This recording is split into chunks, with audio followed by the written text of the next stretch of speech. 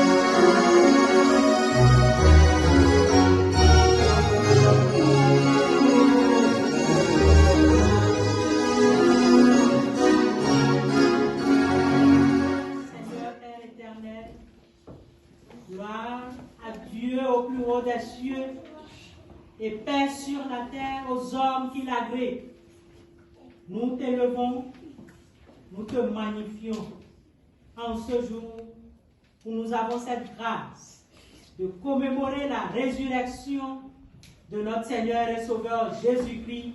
Soit exalté. En ce jour, nous avons cette grâce de recevoir tes enfants, ô Père, dans les deux sacrements. Il y a la joie dans les cieux pour un seul pécheur qui se repent et qui vient vers toi. Sois loué, Seigneur, sois exalté. Dispose-nous, Seigneur, à écouter ta parole. Ta parole est une lampe qui nous éclaire. Ta parole est la vérité. Sanctifie-nous par cette vérité. Au nom de Jésus-Christ. Amen. Amen. Veuillez vous asseoir. Bien-aimés, en ce dimanche solennel où nous nous souvenons de la résurrection de notre Seigneur et Sauveur Jésus-Christ, ce matin, nous allons vous parler des témoins de la résurrection. Le chapitre 20 de l'Évangile selon Jean sur la résurrection comprend 4 petits tableaux groupés 2 par 2. Les 2 premiers montrent Pierre et le disciple bien-aimé au tombeau. Le tombeau vide, bien sûr, versets 1 à 10. Puis, l'apparition de Jésus à Marie-Madeleine, versets 11 à 18. Les 2 suivants font voir le Seigneur ressuscité en compagnie de ses disciples de foi, c'est-à-dire Thomas, versets 24 à 29.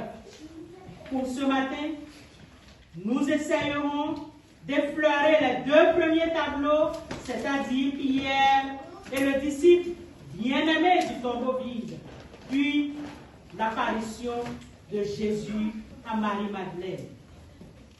Le dimanche matin, Marie-Madeleine est censée se rendre au tombeau pour le visiter, pour y pleurer. Versets 11 à 31. Marie-Madeleine est persuadée qu'on a volé le corps de Jésus. Mais si le corps de Jésus a été volé, n'aurait-on pas emporté le cadavre avec ses bandelets et les bandes de lin qui avaient recouvert la tête de Jésus? Versets 6 à 7. Pierre et Jean courent au tombeau.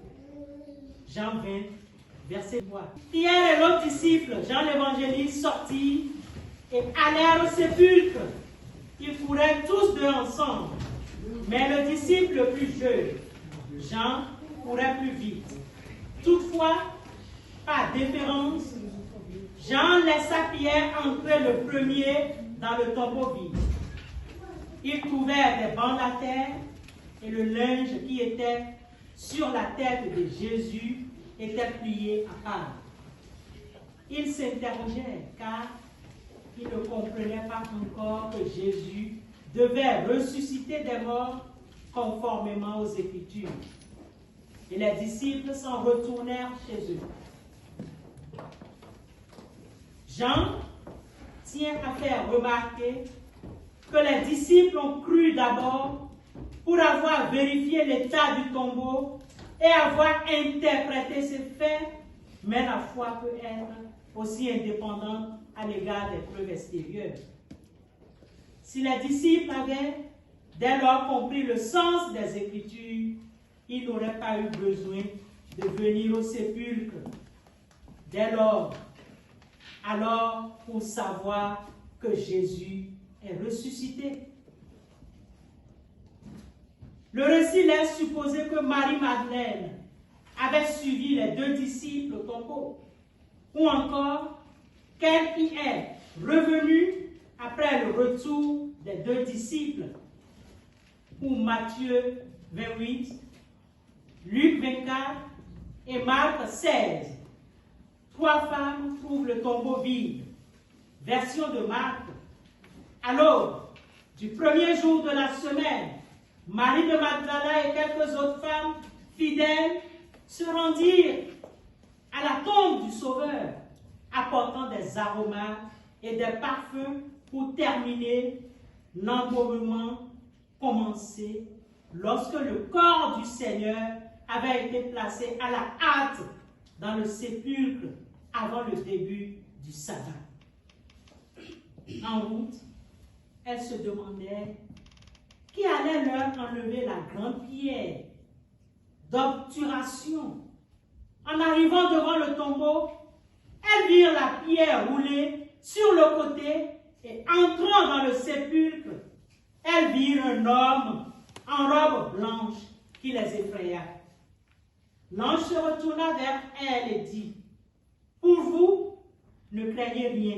Bien-aimés, la résurrection du Christ est vitale pour notre foi. Elle est l'accomplissement des prophéties. Elle a été confirmée par de nombreux témoins. Elle est l'assurance de notre future résurrection. Le lendemain du jour du sabbat vers le jour de la Pâque, puis le premier jour de la semaine ordinaire juive, Jésus ressuscita et son corps disparut du tombeau.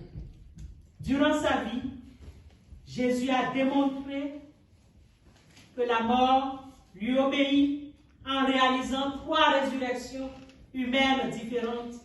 Mais il ne faut pas oublier que ces 3 résurrections visaient avant tout à redonner aux familles le corps matériel du défunt brusquement enlevé à sa famille. Effectivement, la résurrection de Jésus constitue bien un événement sans précédent. C'est la première fois dans l'histoire de l'humanité qu'un homme mort est apparu public. Saint Paul dira devant 500 personnes à la fois. Vous serez mes témoins à Jérusalem, dans toute la Judée, dans la Samarie et jusqu'aux extrémités de la terre. Verset 14. En plus de ces témoins à Jérusalem, nous avons le ministère incomparable du Seigneur ressuscité auprès du monde. Au pays d'abondance, il descendit des cieux et invita les gens de la foule assemblés, quelques 1500 personnes, à venir un à un pour mettre la main dans son côté et sentir les marques des clous dans sa main et dans ses pieds. Verset 15. Et lorsque ce furent tous avancés et eurent été eux-mêmes témoins, ils s'écrièrent d'un commun accord, Hosanna, béni soit le nom de Dieu, du Dieu très haut. Et ils tombèrent aux pieds de Jésus et l'adorèrent. La résurrection du Christ montre que son existence est indépendante et éternelle. Il a déclaré, car comme le Père a la vie en lui-même, aussi il a donné au Fils d'avoir la vie en lui-même. Verset 17. Le Père m'aime parce que je donne ma vie afin de la reprendre. Personne ne me l'ôte, mais je la donne moi-même. J'ai le pouvoir de la donner et j'ai le pouvoir de la reprendre. Verset 18. La vie du Sauveur ne dépend pas de la nourriture, de l'eau, de l'oxygène, ni de quelque autre substance ou pouvoir ou de qui que ce soit. À la fois, en tant que Jéhovah et Messie, il est le grand « Je suis ». Le Dieu existant par lui-même. Tout simplement, il est et il sera à jamais. Par son expiation et sa résurrection, Jésus-Christ a vaincu tous les aspects de la chute. Bien-aimés, la mort physique sera temporaire. Et même la mort spirituelle a une fin, car tous retourneront à la présence de Dieu, du moins provisoirement, pour être jugés. Nous pouvons avoir une confiance absolue en son pouvoir de tout vaincre et de nous accorder la vie éternelle. Car puisque la mort est venue, Dieu ne peut pas mentir. Par conséquent, il est le créateur de la terre. Comme il a dit, par conséquent, le ciel et l'enfer sont réels, car il l'a enseigné. Par conséquent, il y a un début, il y a une fin. Il y a le monde des esprits où il s'est rendu après la mort. Par conséquent, il reviendra comme les anges l'ont dit, et il régnera sur la terre. Bien-aimés, il y a un jugement dernier. Il y a une résurrection pour tous. Étant donné la réalité de la résurrection du Christ, les sujets au doute de l'omnipotence et de l'omniscience, de la bienveillance de Dieu, le Père qui a été donné, son Fils, pour la rédemption du monde, sont infondés. Les doutes au sujet du sens de la vie et de son but sont infondés. En fait, Jésus-Christ est le seul nom ou le seul moyen par lequel l'humanité peut obtenir le salut. Ne cherchez pas loin. Les sectes pernicieuses sont là. Les ordres sont là, vous promettant la gloire de ce monde, les richesses de ce monde. Mais tout ça, il n'y a pas le salut en cela. Seul Jésus, Jésus-Christ est le seul qui donne le salut. Il y a une vérité absolue et universelle. Il y a des principes moraux objectifs et immuable comme il l'a enseigné. Étant donné la réalité de la résurrection, bien-aimés, en attendant, je crois les nombreux témoins de la résurrection du Sauveur, dont les expériences et le témoignage sont rapportés dans le Nouveau Testament. Pierre et ses compagnons bien-aimés le témoignent. Bien-aimés dans le Seigneur, nous avons intérêt à maintenir notre foi ferme dans la foi en Christ Jésus. Alors, je vais m'adresser aux jeunes. Bien-aimés, frères et sœurs, Kevin, Tony, Tite Olivier et Ruth, quand on devient disciple de Christ, on court le danger de retomber entre les griffes de Satan, l'adversaire de tous ceux qui veulent vivre pieusement. Vous avez choisi de donner votre vie à Jésus. Personne ne vous a forcé.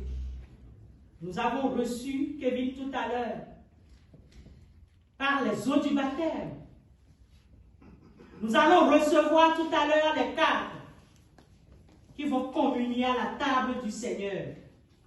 Mais ce n'est pas facile, car à partir du moment où vous prenez la décision, le malin, vous ne l'invitez pas, mais il est au rendez-vous.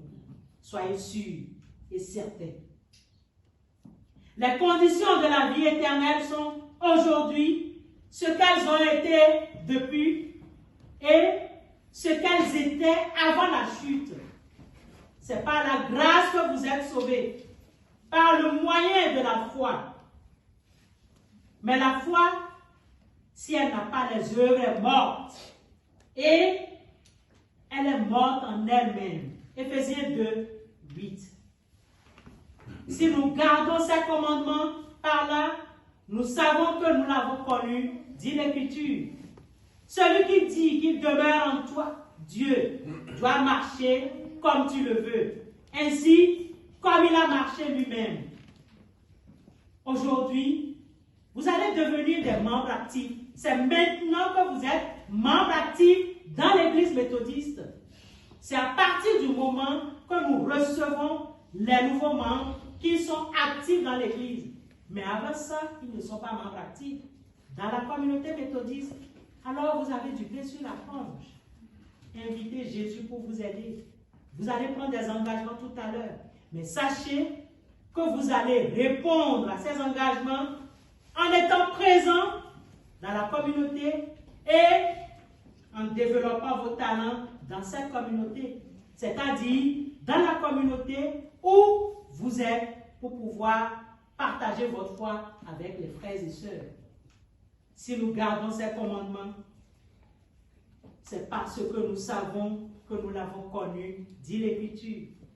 Celui qui dit qu'il demeure en lui doit marcher aussi comme lui-même il a marché. Christ aussi a souffert pour vous, vous laissant un exemple afin que vous ayez des traces, bien-aimés. Jésus-Christ nous a préparé une issue. Il a vécu sur la terre, au milieu des mêmes épreuves et des mêmes tentations que nous. Il a vécu sans péché. Il est mort pour nous. Et maintenant, il s'offre à prendre sur lui nos péchés et à nous donner sa justice. Hier, nous avons écouté votre foi à travers les épreuves, sinon les causeries, parce que nous ne pouvons pas parler d'épreuves, étant donné que nous sommes dans le Seigneur. Nous comptons sur votre foi et nous comptons aussi sur les témoignages que nous avons reçus. Si vous vous donnez à lui et si vous l'acceptez comme sauveur, quelque coupable que votre vie ait pu être, vous êtes à cause de lui considéré comme étant juste. Le caractère de Jésus-Christ est substitué à votre caractère. Et vous avez accès auprès de Dieu, tout comme si vous n'aviez jamais péché. C'est là où il y a la différence entre Jésus et les autres choses de ce monde. alors Jésus change votre cœur. Jésus habite en vous par la foi. Et ce rapport avec Jésus par la foi et cette reddition constante de votre volonté à la sienne, il faut les maintenir par la prière. Tant que vous le ferez, il produira en vous le vouloir et le pouvoir, le faire et le bon plaisir. Alors vous pourrez tous dire, si je vis, ce n'est plus moi qui vis, mais c'est le Christ qui vit en moi. Si je vis maintenant dans la chair, je vis dans la foi au Christ, au Fils de Dieu qui m'a aimé et qui s'est livré lui-même pour moi. C'est ainsi que Jésus pouvait dire à ses disciples, ce n'est pas vous qui parlerez, c'est l'Esprit de votre Père qui parlera par vous. Matthieu 10, 20. Alors, l'Esprit de Jésus-Christ agissant en vous, vous permettra de manifester les mêmes dispositions que lui et vous accomplirez les mêmes œuvres, les œuvres de justice et d'obéissance.